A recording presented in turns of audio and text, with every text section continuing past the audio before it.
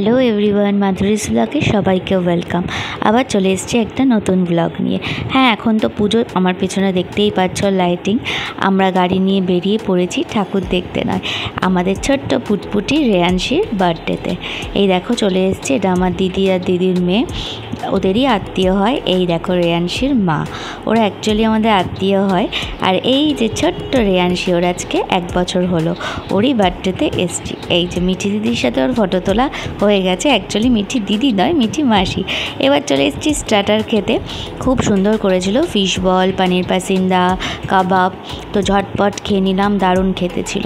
এবার একটু photo session করলাম। আমার ড্রেস আপটা কেমন হয়েছে কমেন্টসে অবশ্যই জানিও, শাড়ি পরেছি অনেক দিন বাদে। আর এই দেখো কেকটা কি সুন্দর দেখতে।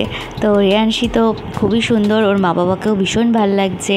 ওরা তিনজনে সেম কালার পরেছে, ভীষণ ভালো লাগছে দেখতে। এখন এটাই ট্রেন্ডিং চলছে।